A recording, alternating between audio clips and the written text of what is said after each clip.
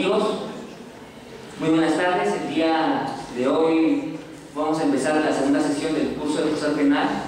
El expositor va a ser el profesor Juan Carlos Jiménez, que es jefe del Departamento de Ciencias Jurídicas. Además enseña y posgrado en esta universidad como en otras universidades en el interior del país, y el día de hoy va a disertar la teoría del caso, por lo cual les pido un fuerte aplauso al doctor Jiménez.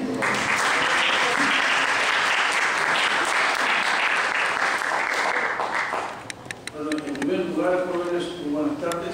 Agradezco a los organizadores haberme invitado para disertar el tema sobre la teoría del caso.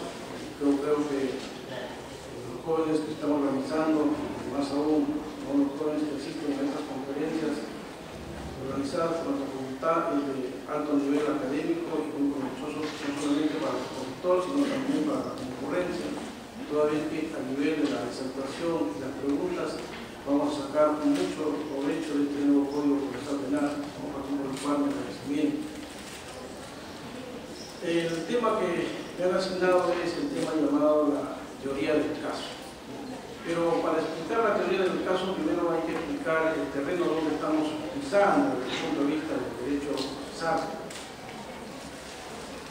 Siempre la historia punitiva del Perú siempre parte desde la época incaica, donde se sostiene, pero no está probado, de que existió un derecho penal y un derecho procesal penal, ¿no? Y que administraba justicia en última instancia el Inca, pero no por la población que éramos, ¿no?, más o menos 11 millones de habitantes, el Inca pues no podía administrar justicia todos los días de tantos habitantes, sino que tenía que delegar, ¿no?, a otros funcionarios que pensaban. Luego también viene la época del virreinato, y en el virreinato también, ¿no?, se tuvo que administrar justicia por actos delictivos cometidos por los pueblos españoles, por los criollos nativos, ¿no? Sabemos bien que en el virreinato existieron 3 cuerpos legislativos. Uno que sirvió para administrar justicia a las infracciones penales cometidas por los españoles, ¿no?, a través de la llamada Ley de Toro. Otro cuerpo legislativo para sancionar a los nativos que cometían delitos, que eran las leyes de Indias, y un tercero que era una recopilación de leyes sueltas que la historia peruana lo ha denominado el Código de Matraña, ¿no? Estos 3 instrumentos, tanto punitivos desde el punto de vista sustantivo de ley penal como desde el punto de vista procesal, sirvieron para enfrentar a la delincuencia de aquel momento.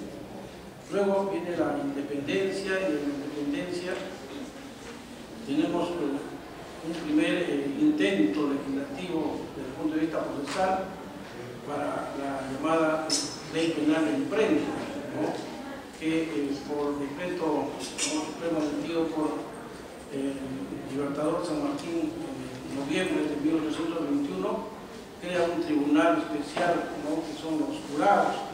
Claro que en la práctica no se puso en funcionamiento, pero existió la norma. Luego han habido códigos procesales, entre ellos el boliviano, que operó entre 1836 y 1837, ¿no?, para luego recién tener nuestro primer código en materia criminal de 1863 a un estilo francés, donde este código procesal penal tenía las características, ¿no?, de una orientación procesal llamado sistema inquisitivo, donde el juez era el que investigaba y sancionaba, y era, como se dice, el ánimo del señor del sumario, todo lo que hacía él. Luego pasan los años y en 1920 tenemos el segundo código elaborado por el profesor Mariano H. Cornejo en Arequipeño, en donde también continúan con la influencia francesa, con el sistema acusatorio del juez que investigaba y sancionaba, y las partes que eran sujetos a las decisiones magistradas. Luego tenemos el tercer código, el Código de Procedimientos Penales de 1940, elaborado por el profesor, ¿no?, Carlos Zavala Loaiza, quien ya va a reformular los códigos anteriores, y el proceso lo va a dividir en 2 etapas, ¿no?, la etapa de instrucción bajo el sistema inquisitivo y la etapa del juicio oral, segunda etapa, bajo la influencia del sistema acusatorio, pero siempre siguiendo la tendencia francesa. Luego pasan los años, ¿no? Y tenemos un cuarto código, que es el Código Procesal Penal de 1991, donde el legislador quería cambiar o intentar cambiar, ¿no?, el sistema de investigación, pero la norma constitucional no le permitía, porque como ustedes saben que a partir de la Constitución de 1979 se creaba un ente autónomo que era el Ministerio Público, y en esta Constitución se le otorgaba al Ministerio Público, ¿no?, ser titular de la acción penal, y a través de esta titularidad, ¿no?, este código de esta Constitución de 1979 se regula, ¿no?, bajo una ley orgánica la labor del Ministerio Público, ¿no?, el decreto legislativo 052. Y este decreto legislativo 052 que regulaba, ¿no?, la organización administrativa y funcional del Ministerio Público, en su artículo 14 acoge lo que señalaba la Constitución de 1979 de ser el titular de la acción penal, pero no le da otras facultades. Es así que recién con la Constitución de 1993 se le otorga otras potestades al Ministerio Público, el cual, ¿no?, aparte de ser titular de la acción penal, también se le asigna dirigir la investigación criminal, la etapa investigatoria.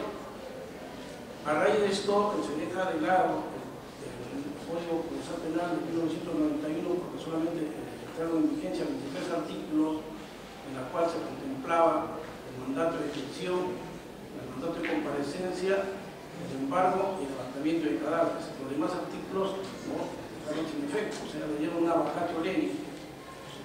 A raíz de la Constitución de 1993, en la cual se empleaban las facultades del Ministerio Público, vienen nuevas comisiones, hasta que en 2004 se da el quinto Código Procesal, que es el Código Procesal Penal de 2004, en la cual se incorporan a este código nuevas estructuras desde el punto de vista funcional, en donde ya este nuevo Código Procesal Penal ya no sigue la tendencia del Código de Procedimientos Penales de 1940 de dividir, ¿no?,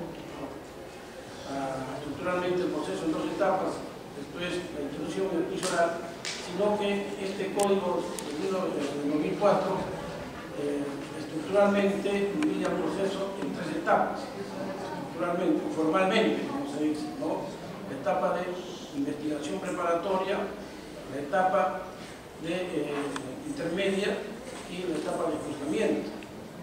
Pero a decir del profesor Pablo Sánchez, si bien es cierto que formalmente está dividido en tres etapas, pero materialmente y objetivamente son 5 etapas.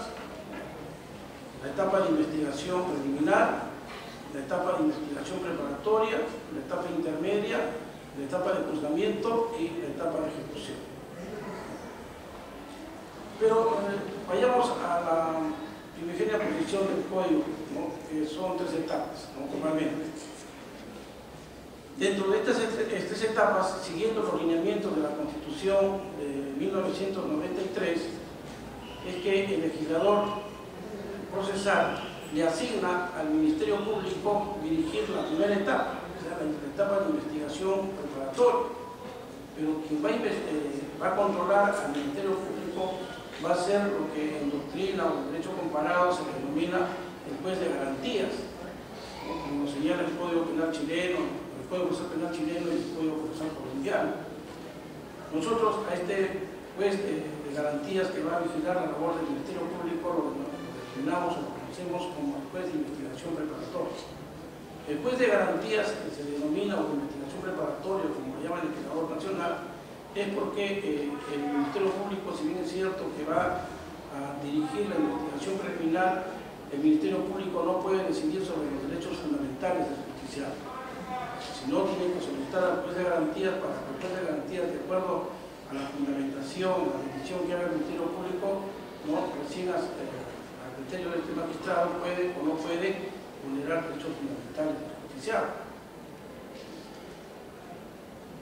Luego viene la investigación preliminar a cargo del juez de investigación preliminar. Quien estuvo fiscalizando se va a hacer cargo de la llamada etapa intermedia, o etapa, como le llaman también en la doctrina, etapa de control de acusación o de elección de medios probatorios por resolución de excepciones o cuestiones previas.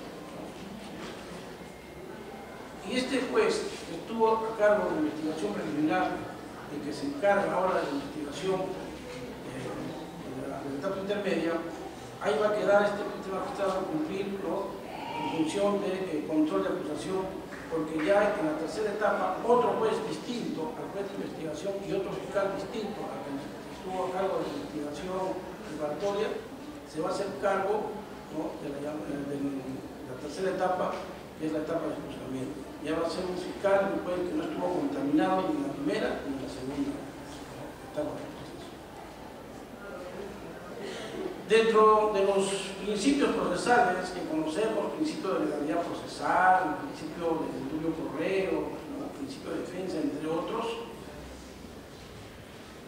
el legislador, al instaurar un nuevo Código Procesal Penal, ¿no?, como ustedes saben, señala de que este Código Procesal Penal de 2004 tiene una orientación no desde un punto de vista inquisitivo, ni tampoco desde un punto de vista acusatorio puro, sino que lo denomina hoy en día la doctrina a nuestro nuevo código, al señalar que nuestro código se ha alineado a lo que se le conoce como el sistema acusatorio adversarial, ¿no?, aunque el nombre técnico sería sistema acusatorio con rasgos adversariales, no adversarial puro, sino con rasgos adversariales.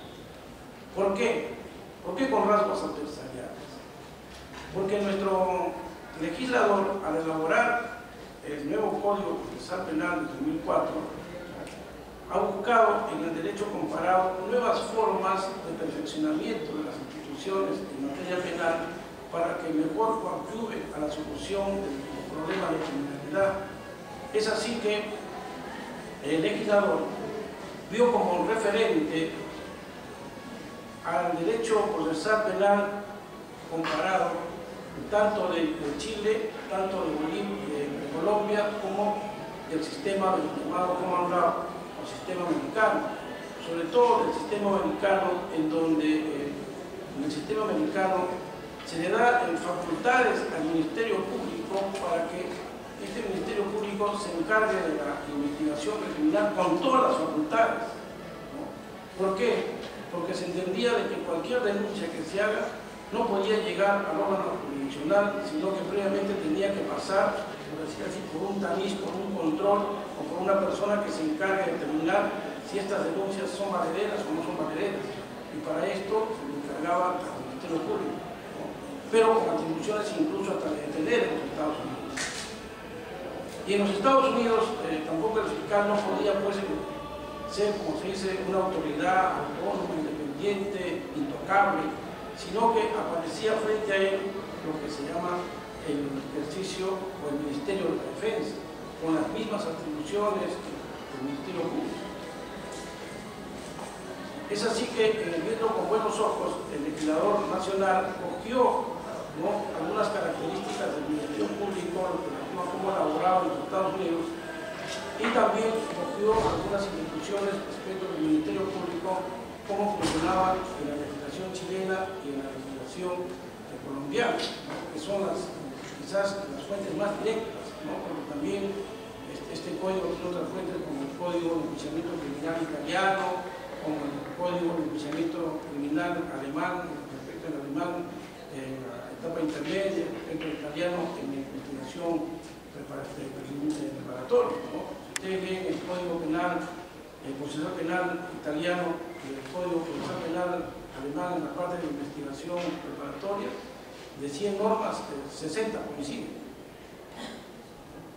Ven cómo se han cogido, pero también los italianos cogieron del sistema norteamericano, ya tanto los alemanes, los italianos, los españoles, que también participaron dentro de lo que se llama la influencia del derecho penal del procesal comparado, tomaron también los peruanos esas legislaciones y ellos también viceversa del sistema mexicano. Esto hace jóvenes de que estas influencias del Estado procesal, del derecho comparado, tomado por nuestro legislador, hicieran de que aparezcan dos instituciones nuevas en nuestro ordenamiento procesal. La llamada teoría del caso y el principio de igualdad de armas. El principio de igualdad de armas, seguramente otro expositor lo va a citar, pero lo que les quiero decir con este principio de igualdad de armas tan protegido y tan flexible o inflexible, la norma procesal penal le da al Ministerio Público y los mismos derechos que tiene el Ministerio Público para ejercer su derecho de defensa en favor de la sociedad, también esos mismos derechos para ejercer la defensa, también le da el legislador al defensor del imputado para defender a este sujeto como persona imputada. O sea, la igualdad de armas está girado en que no podemos decir que el fiscal está por encima, ¿no?, del abogado defensor, o el abogado defensor está por encima del fiscal, sino los dos están equiparados y los dos tienen los mismos mecanismos de defensa, ¿no?, tanto para la sociedad, tanto para el justiciable. Pero aparte de este principio que se llama de igualdad de armas, aparece, ¿no?, lo que hoy vamos a disertar, la teoría del caso. Teoría del caso que es muy importante y que en el Código de Procedimientos Penales de 1940 no estaba, ¿no?, considerado. Quizás, ¿no?, algunos decíamos, o decían algunos juristas, que sí está incluido, que no lo diga expresamente, porque al final un caso, un hecho criminal tiene que resolverse aplicando el Código Penal, aplicando el Código Procesal Penal, pero en ningún momento el legislador o el juzgador nos va a decir a ver cuál es su teoría del caso. En cambio, ahora sí, con el nuevo Código Procesal Penal, sí podemos hablar de una teoría del caso ya legislativa. ¿Por qué? Porque esta teoría del caso, cuando se empieza la investigación preparatoria y luego se sigue a la etapa intermedia, ¿no?, en el momento en que se va a iniciar el juicio oral, el magistrado le va a decir al Ministerio Público que haga sucintamente, que presente sucintamente su teoría del caso al inicio del juicio. Y también le va a decir al abogado defensor, del justiciable, que presente su teoría del caso de una forma sucinta, o sea, breve. ¿Para qué? Para que este magistrado, que no estuvo presente ni en la etapa de investigación preparatoria ni en la etapa intermedia, y que recién se hizo cargo de la etapa del juzgamiento, tenga al menos conocimiento del tema criminal que va a resolver. Claro que se entiende que ya para señalar el día, ¿no?, y la hora del juicio oral, previamente seguramente ha realizado el expediente, pero el magistrado quiere escuchar cuál es la posición tanto del Ministerio Público, tanto del abogado defensor, ¿no?, respecto de la situación crítica del justiciable la cual va a resolver, ¿no?, el juez encargado del juicio oral. ¿Y qué es la teoría del caso? ¿Cómo entendemos este tema de la teoría del caso, ¿no? Acá sí hay autores, ¿no?, como el profesor Julio Mayer, ¿no?, Sancinetti, el profesor también Jimeno Sendra, cuando hablan de la teoría del caso. Ellos dicen, ¿no?, que la teoría del caso es la forma como el fiscal o como el abogado defensor o como el magistrado va a construir, desde que tuvo conocimiento, desde que apareció la noticia criminis, la forma como va a resolver ese caso. Esta teoría del caso, por consiguiente, no solamente es labor del abogado defensor, sino labor del Ministerio Público, labor del defensor y al final labor del magistrado. Que muchas veces el magistrado puede coincidir con la teoría del caso del fiscal, otras veces puede coincidir con la teoría del caso de la defensa, y otras veces puede crear juzgador su propia teoría del caso y desestimar la teoría del caso que presenta el fiscal o la teoría del caso que presenta el abogado defensor. ¿Cómo se analiza la teoría del caso? La teoría del caso se analiza desde 3 puntos. En primer lugar, hay que analizar los hechos en materia de incriminación. En segundo lugar, la norma penal que pueden resolver esos hechos en materia de incriminación. Y por último, los medios probatorios que van a resolver, que van a fortalecer la teoría del caso. Primera situación, los hechos. Para analizar profundamente los hechos, en la doctrina señala que hay que partir de interrogantes. Primer interrogante: ¿a quién se le imputa el hecho? ¿Quiénes fueron o quiénes son las personas que están comprometidas en el hecho? ¿Contra quién ha sido el hecho? O sea, ¿quién es la víctima? Luego, ¿cómo han sido los hechos? ¿Qué ha sucedido? Luego, ¿dónde han sido los hechos? ¿Cuándo han sido los hechos? ¿Y por qué han sido los hechos? O sea, ¿quién? ¿A quién? ¿Cómo? ¿Dónde? ¿Cuándo? ¿Y por qué?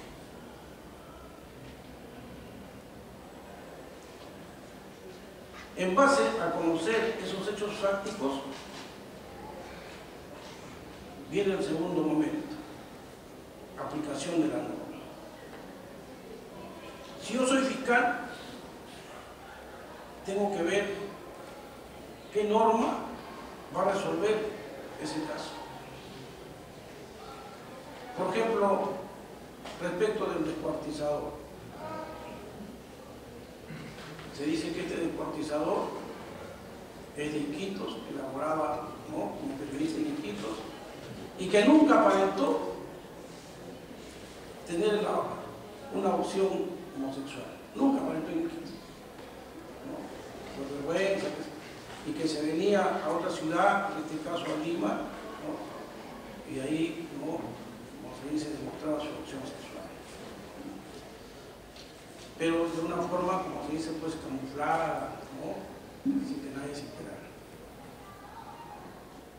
Luego, de acuerdo a las investigaciones, de lo que uno escuchaba a través de los medios de comunicación, o colegas que comentan, dice que entabla unas relaciones íntimas, ¿no?, con su víctima, y parece que por ahí se entera que la víctima le estaba sacando la vuelta, aprovecha la oportunidad que está en su departamento.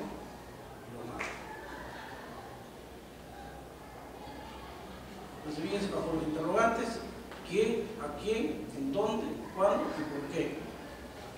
El por qué es el móvil. Y parece que hasta ahora el móvil es sentimental. Entonces, desde el punto de vista fáctico están los hechos. Y vamos a ver si yo, que tengo el rol de fiscal, para mí sería un asesinato con gran crueldad. Porque de acuerdo a los informes médicos legales, dicen que fue descuartizado cuando estaba todavía consciente. Yo no creo que a una persona que lo estén descuartizando consciente sienta cosquillas, ¿no? Debe haber, ¿no?, como dicen en la gran crueldad, sufrimientos innecesarios, ¿no?, porque no le dio un disparo, ¿no?, o lo degolló, lo deje sufrir. Entonces, para el fiscal, estos hechos fácticos tendrían un homicidio agravado, un asesinato, ¿no es cierto? El artículo 108, inciso segundo, la gran crueldad. Está creando su teoría del caso. Yo también voy a crear mi teoría del caso. Como abogado, de acuerdo a mi teoría del caso, voy a decir: no, no es homicidio. que si bien es cierto que lo ha descuartizado como está creando el abogado, dice acá, ¿no? A él lo ha descuartizado después que a la víctima le dio un infarto cardíaco. Y por lo tanto, si ha habido un descuartizamiento, no ha habido un descuartizamiento a un sujeto, sino a un objeto. Porque en el homicidio lo que se protege es la vida, y él no le ha quitado la vida. Él ha sufrido un infarto cardíaco por una reacción natural del cuerpo humano y se murió. A mí que me condenen por otro, aunque me investiguen por otro delito contra la administración de justicia, qué sé yo, pero por homicidio no. Porque esa conducta para el homicidio es atípica.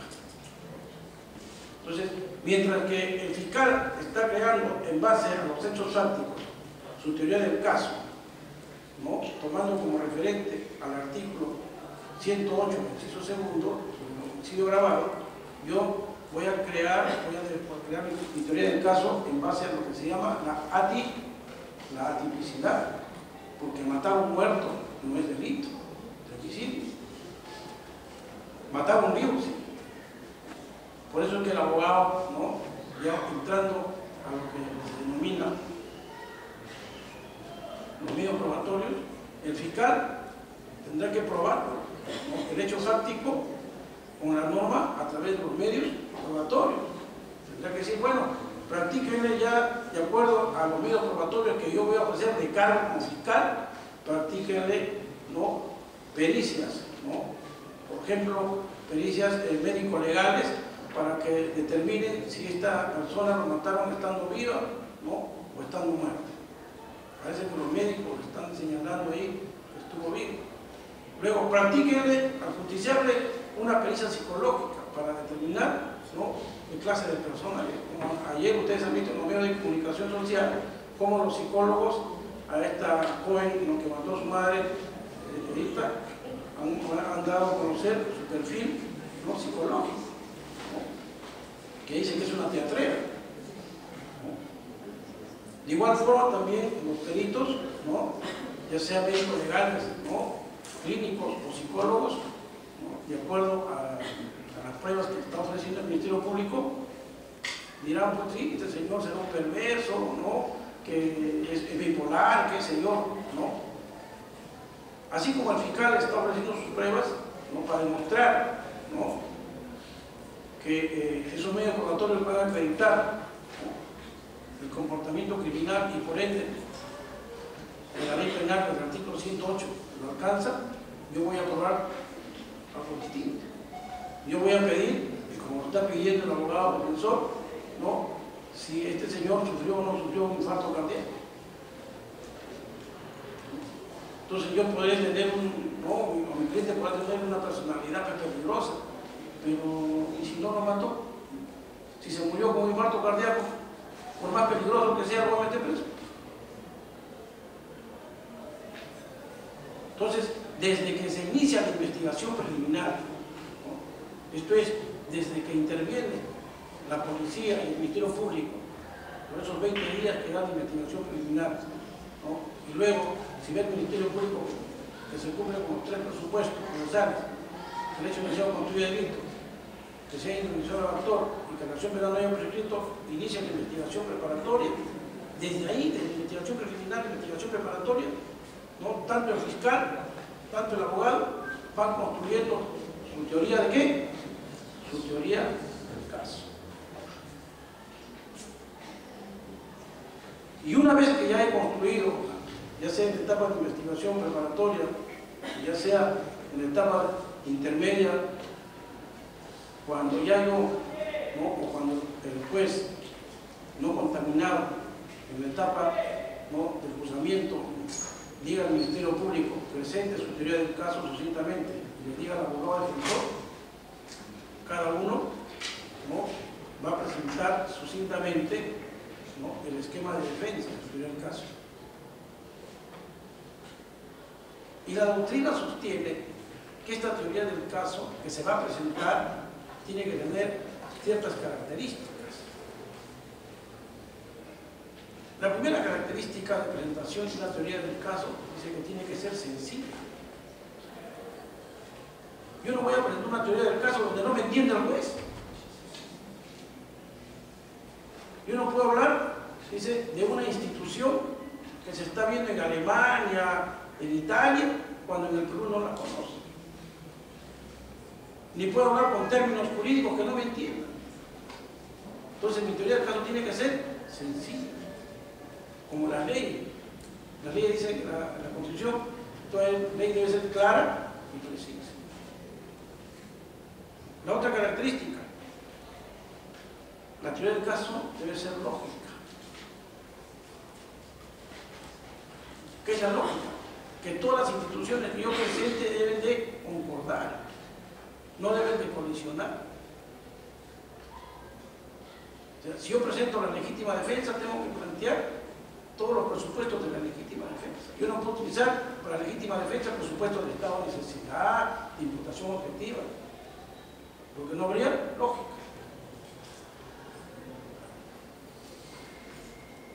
Tiene que ser creíble. El fiscal, al presentar su teoría del caso al juez de sentencia, al juez de juicio oral, tiene que convencer, tiene que hacer que el magistrado se adhiera a su posición. Igualmente el abogado defensor, al presentar su teoría del caso, tiene que ser convincente, ser creíble. En otras palabras, tiene que utilizar pues, una oratoria de convicción, ¿no? Con la disculpa del caso, así como dice como habla García, ¿no? En las plazuelas, ¿no? Incluso arreglando, hasta con poemas. ¿No? Se puede que García es uno de los mejores oradores políticos que ha tenido el país, ¿no? Así convincente. O también hay personas pues, que son otra clase política que venden culebras y no dicen nada, pero acá uno tiene que convencer que la institución que uno está utilizando es una institución aplicable al caso concreto. Luego, debe haber suficiencia jurídica. ¿Qué es la suficiencia jurídica? La suficiencia jurídica está basado en que yo tengo que hablar de instituciones que están establecidas y reconocidas en nuestro ordenamiento, ya sea aparte de la ley penal, ¿no? Alguna jurisprudencia, se entiende de las salas penales superiores, supremas, o del Tribunal Constitucional, algún tratado internacional que resuelva sobre el caso. Entonces tengo que ser suficiente, tengo que fundamentar bien mi teoría del caso, ya sea como fiscal o ya sea como abogado defensor. Y por último dicen que la teoría del caso debe ser flexible.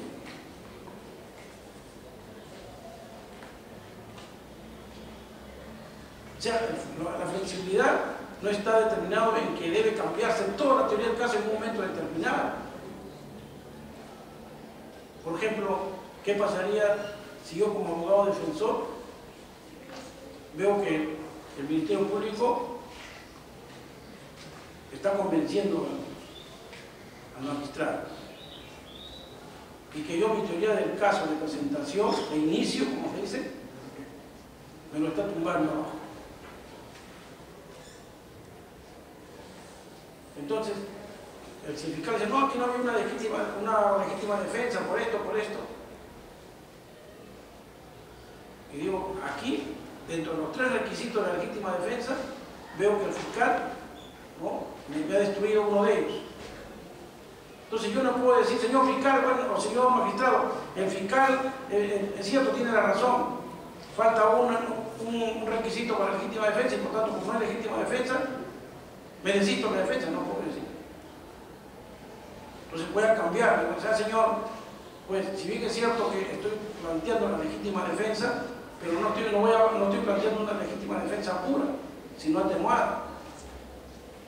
¿Por qué? Porque el artículo 21 del Código Penal dice que si no se cumplieran con los 3 requisitos que exigen o con los requisitos que exigen las causas de justificación, se puede atenuar. O sea, no se cumplen los 3, pero se cumplió 2. O sea, si el fiscal me está derrumbando mi teoría del caso, yo puedo cambiar, puedo flexibilizar. Por eso es que se dice que el abogado defensor, ¿no?, en este tema de la llamada teoría del caso, en el nuevo Código Penal, no solamente defensor del imputado, sino defensor de la sociedad, en este caso, fiscal, abogado, con el nuevo Código Procesal Penal, no puede ser cualquiera. Tiene que ser un profesional que conozca, que se especialice en ciencias penales. Ya no hay el abogado con el nuevo Código Procesal Penal que se persona en el último momento y quiere hacerse cargo. Porque si se presenta para el juicio oral y al momento del inicio del juicio oral, el juez le va a decir presente, ¿no?, su teoría del caso. ¿Qué teoría del caso va a presentar si no conoce?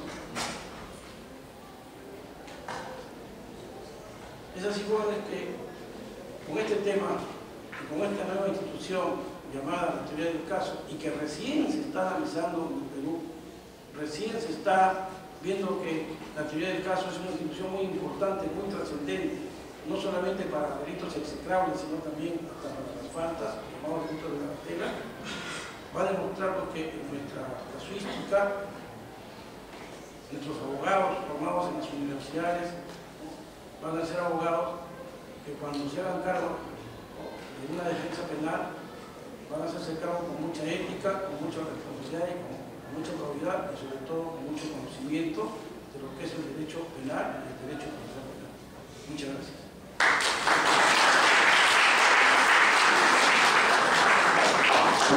Profundamente agradecemos la ponencia del doctor Juan Carlos Jiménez, aprovechando este espacio para hacerle recordar 3 anuncios importantes.